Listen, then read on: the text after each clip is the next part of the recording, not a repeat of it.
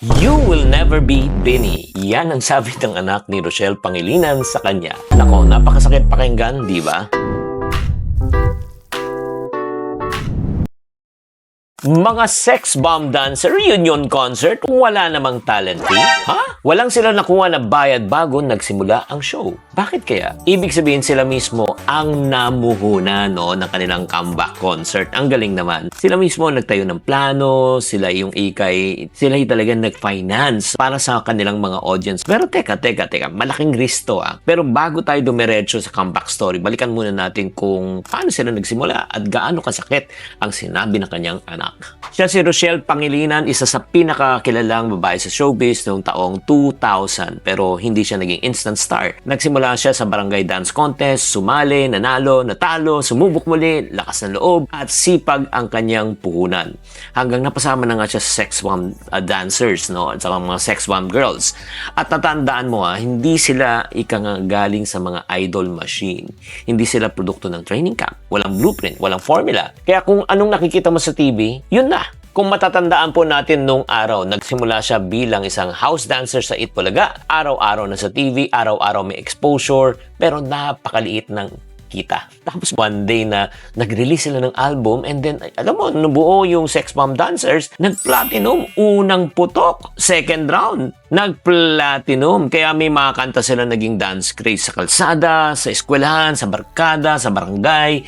Nagkaroon sila ng teleserye ng Day 7. Hindi isang season, kundi 7 taon itong tumakbo. May concert, mall shows, events, kahit saan. Kaya kung lumaki ka sa panahon na yan, masakit na ang likod mo. Sa kakaspageti pataas at pababa. Sila yung dance group ng generation, wala pa ang Bini noon. Pero meron ng sex bomb. Pero sa totoo lang, hindi po ganun kadali, di ba? Hindi habang buhay na ganun sila nasa spotlight. Dumating po ang panahon na humina ng ingay, nagkaroon ng management issues, at nagwatak-watak. Nag-focus na sila sa pamilya, nag-iba ng ibang career, may mga iba tahimik na lang. Para sa maraming tao, parang tapos na. Parang chapter na isasara na lang. Pero after more than a decade, pinag-usapan sila muli. Bumalik. Ito hindi alam ng marami. Wala raw gustong mag-produce ng kanilang concert. Risky daw, hindi sigurado. Walang magta-take ng risk. Kaya ano pong ginawa nila?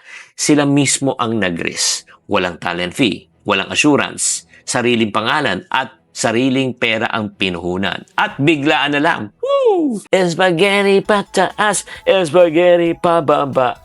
Sold out. Dagdag shows. Punong-puno ang venue. Hindi lang ang mga lumaki sa sex bomb ang nanood, pati mga bata, the new generation. Para sa mga loyal audience, ay nandito pa rin sila. At di lang yan, nag-invest talaga sila concert. Every concert, every run nila may bago. Nagkaroon din ng collaboration ng sex bomb at Bini. Isipin mo hindi rivalry, hindi payabangan, hindi kami versus kayo, kundi pagkokonekta ng dalawang henerasyon. Parang sinasabi lang, nakakatuwa lang, di ba? Hindi namin kailangan maging kayo at hindi nyo kailangan maging kami. Kaya nga nung sinabi ng anak ni Rachel na, you will never be Bini. Hindi po insulto yan. As a matter of fact, katotohanan po yan. Hindi nila kailangan maging Bini kasi sex bomb sila. At nakakatuwa pa, di ba? Binigyan ng opportunity ni Mami Rochelle ang kanyang anak na ma-meet ang kanyang favorite dance group na Bini. Grabe, di ba? Until you in my memory. Us today, we hope you love this gift. Love, Bini. P.S. Your mom's group is iconic. Sex bomb, sex bomb.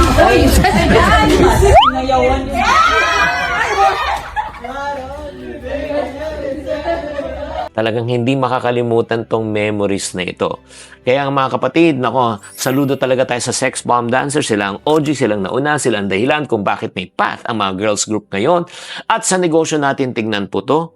May mga negosyo na pilit silang gayahin, pilit sila talagang kopyahin. Pero ang totoong value, hindi lang po sa pagkokopya, nasa identity. Kaya tatanungin mo sarili mo kung sa negosyo, huwag ka lang mangopya. Ang tanong mo, may sarili ka bang audience? May tiwala ka ba sa sarili mo? Saan ba ang hugot mo? Ano bang pinanggalingan nyo? Ano ba yung brand story mo? Hindi mo kailangan talagang mangopya. Ang kailangan mo lang maging totoo kung sino ka. Kaya kung may nagsasabi po sa'yo, ay nako, wala na, laos ka na. And wala na, hindi ka na nagtatrending, no? Hindi ka na katulad ng dati. Pero alam mo, ang katotohanan lang, baka nag-mature ka lang, nag-level up ka na. Hindi ka na bida ngayon, probably, sa grupo mo, sa mga kaibigan mo. Ang entablado mo na ngayon, hindi na pagpapatunay kung kaya mo. Ikaw ngayon ang nagsishare na, ikaw na ang mentor, ikaw na nagtuturo. Kung kayo nakaka-relate sa kwento po ng sex bomb, na proud po ako sa kanila, na lalo na sa ang aking kaibigan na si Jopay, congratulations sa inyong lahat. Kung hindi nyo pa napapanood ang talagang interview ko kay Jopay na one-on-one, no, paano siya nagsimula, ano kanyang sikreto ng sex bomb, nako, panoorin nyo, nasa comment section na lang po. Before we end, ang tanong ko na lang sa'yo, saan part ka ng journey mo ngayon?